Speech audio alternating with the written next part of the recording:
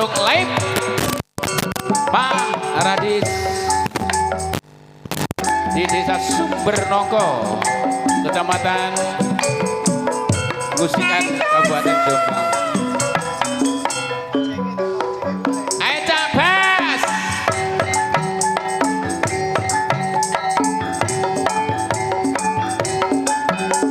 Iya kancane ngisi gendiro angin aplera banyune segoro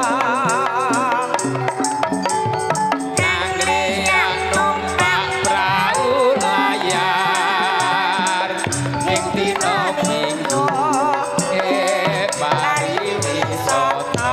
Ayo Mbak Is.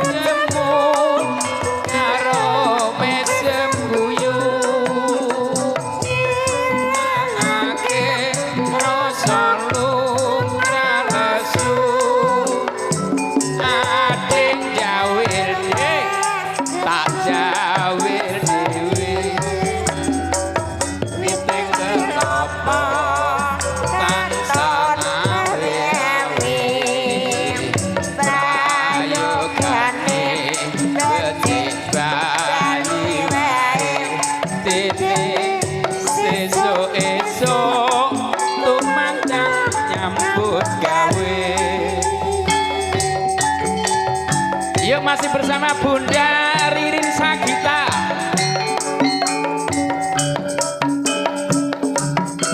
Karya budaya bro, Paradis Syuting.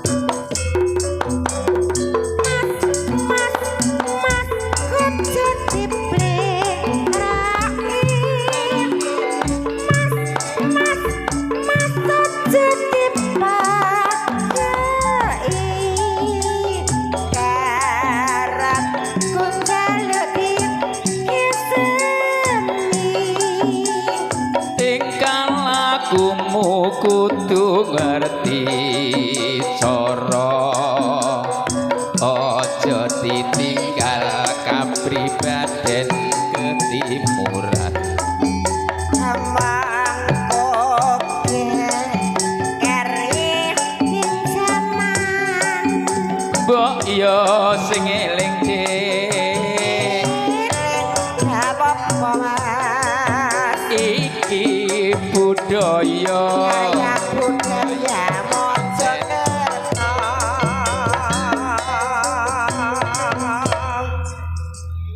Pripun Pak D? Monggo nyanyi satu persatu dulu ya. Ya sambil menunggu tamu untuk menghormati Bapak Kepala Desa Sumbernongko. Monggo. Niki anu Mas Sukar betok sekawan artis pripun? Gak buta ta iki. Lah iya. Gak nggowo papat buta ta. Aku ya gak ono. Widodari Widodoro. Betul sekawan widodari. Monggo. Enten Mbak Firmanda. Enten Mbak Jaya. Enten tine ta. Oh, Jayanti. Aku ora kenal belas. Nggih, enten Mbak Beni. Pokok jenenge wong lanang ya. Beni to Jenny. Nggih, niki enten sing ten genetan rada mlanuk niki Mbak Yeyen. Yeyen. Mas kok cilik-cilik nolok pundakmu sakmono gedene kok atik ngeleng. Ayo mbaknya. Ayo. Monggo nih. Monggo. Bunda Sagita atau Mami iki? Alah celuk Pak Puh iki kena. Lho, ngene. Nggih. Monggo, ayo kok ngendi ngopo. Ayo Non.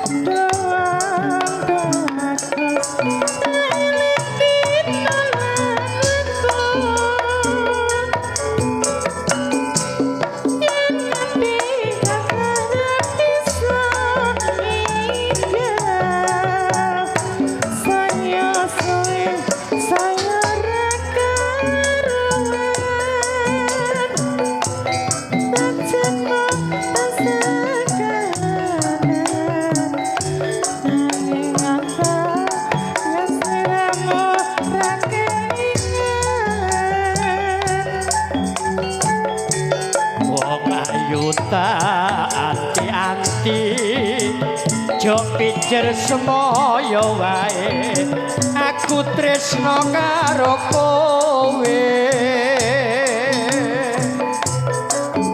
tegane atimu saya gawe lara iku ra prayoga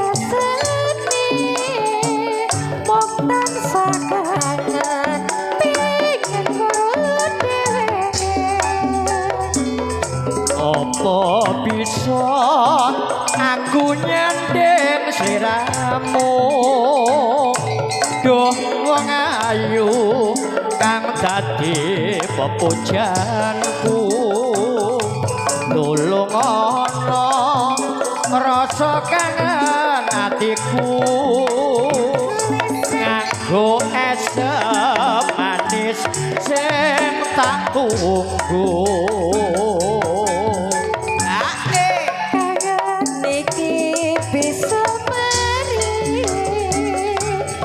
sliramu wis gelem akoni tak suwun rika Sugeng rawuh selamat datang Pak Kades Musikan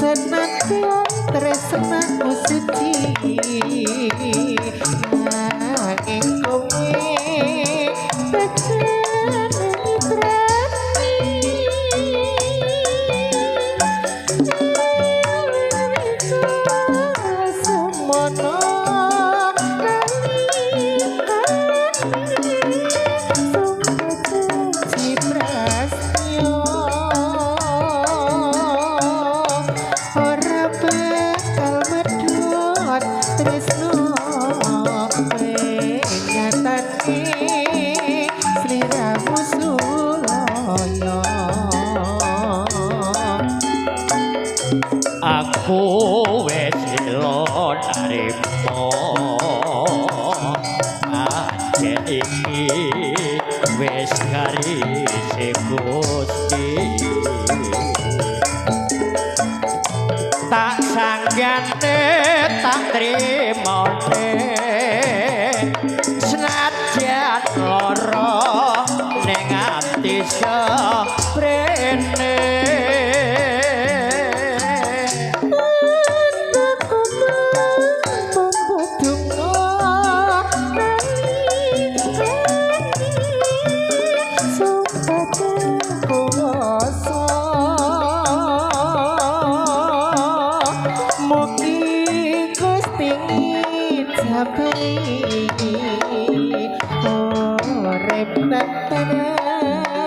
mulya sayekti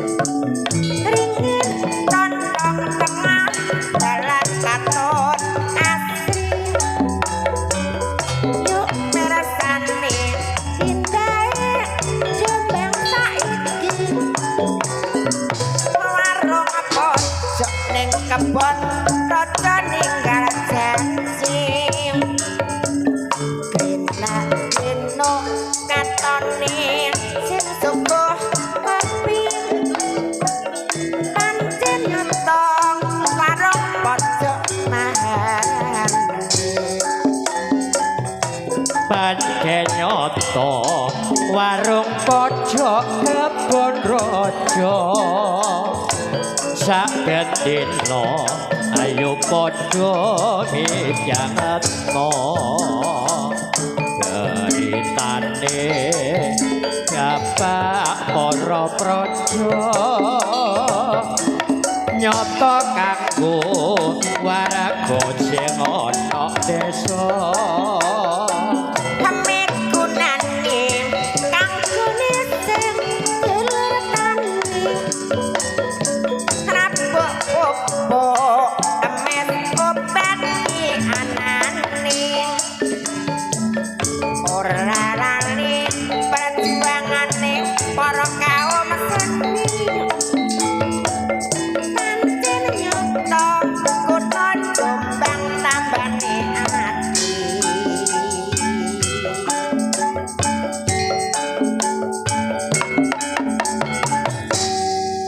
Oke, terima kasih matur suwun all artis saking karya budaya. Monggo kene Nduk, matur negari Sri Madungetan. Monggo siaran Cak, nggih saderenge langen beksa irama. Monggo dipun apa? Sampak to napa? Tak siaran sing nyemek-nyemek sing enak. Mataraman monggo sampak monggo.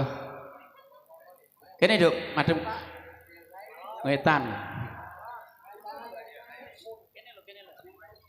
Tamune nek kono. Aja disinggur. Mari ngono disinggur gak apa-apa. Rodok.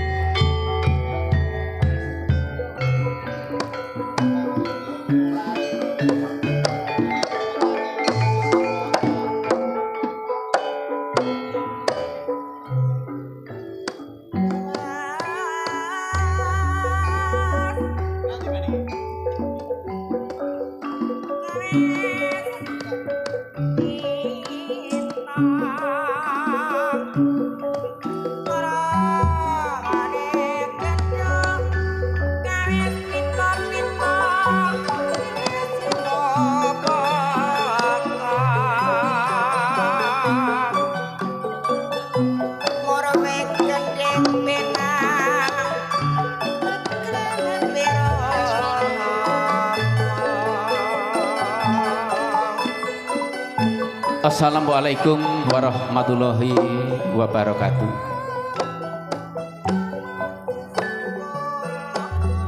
Bismillahirrahmanirrahim. Alhamdulillahirabbil alamin wassalatu wassalamu ala asrofil anbiya'i wal mursalin sayyidina wa maulana Muhammadin wa ala alihi wa sahbihi ajmain amma ba'du.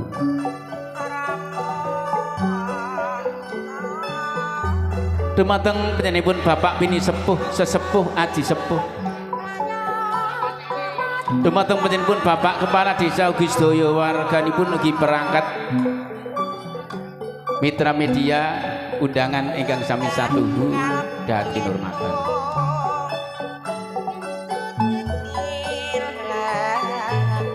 Langkung rumiyin sumangga kita tansah muji syukur wonten ngarsanipun Gusti ingkang Maha Kawasa. Bilih ngwedan dinten menika kula lan panjenengan tasih dipun paringi kempal manunggal kanthi kawontenan kabagas kwarasan kabegjan kamulyan karaharjan ingkang tansah sumandang sumanding dumateng kula lan panjenengan sedaya. Sholawat mewah salam mugi kunjuk wonten junjungan kita Nabi Agung Muhammad sallallahu alaihi wasallam ingkang sampun paring pitedah punti ingkang sae ugi punti ingkang awon derek ajaranipun agami Islam. Dumateng sedaya para tamu undangan ingkang minulya, wontening sak rawuh panjenengan sedaya boten sanes dipun suwuni idi saha pangestu anggenipun kagungan hajat panjenenganipun Bapak Kepala Desa Sumber Nongko dalah warganipun anggenipun ngawontenaken tasakuran bersih dusun nggih sedekah bumi.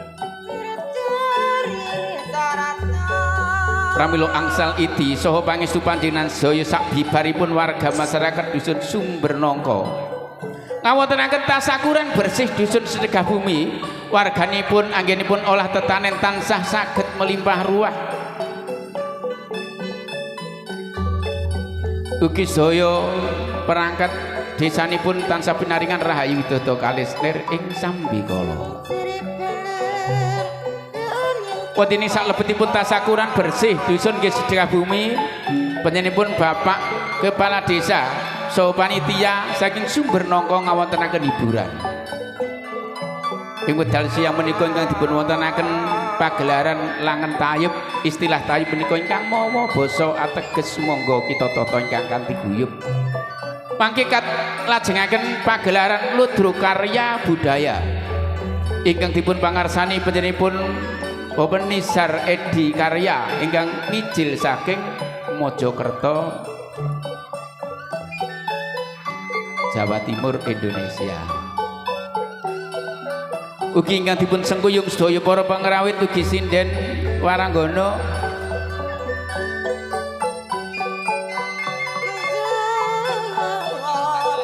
ning Ririn Sagita sak kanca ingkang dipun liput kalian sedaya juru syuting saking Paradis syuting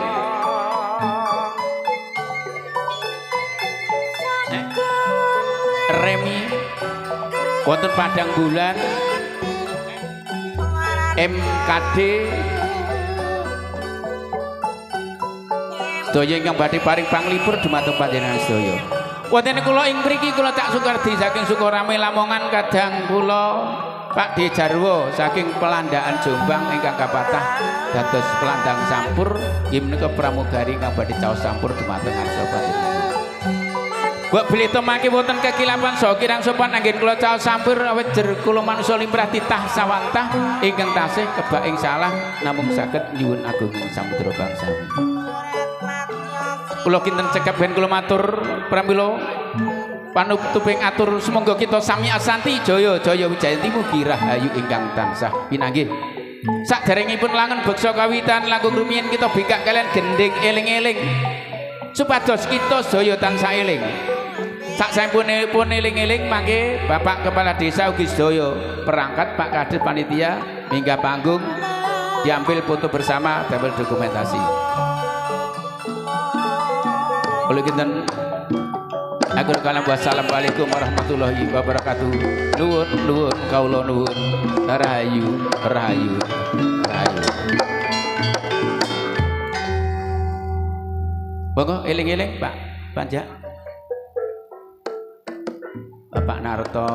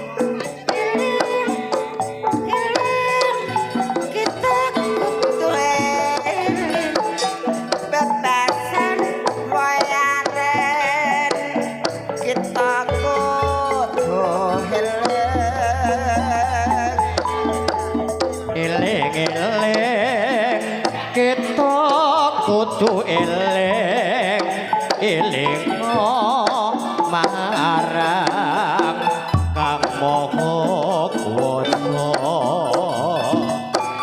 eling eling kita tansah kudu eling bapa ibu lan keluarga kudu eling eling nagarane kudu eling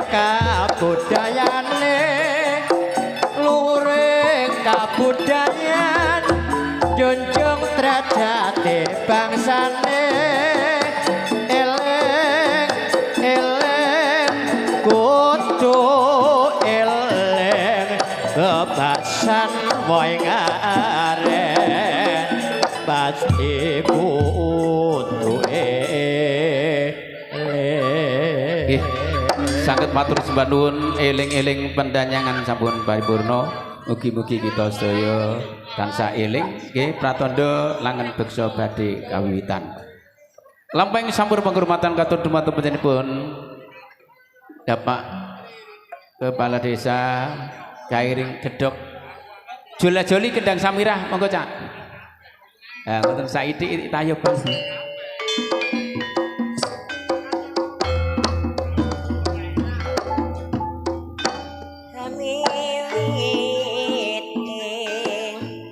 Sendon kirang ing prato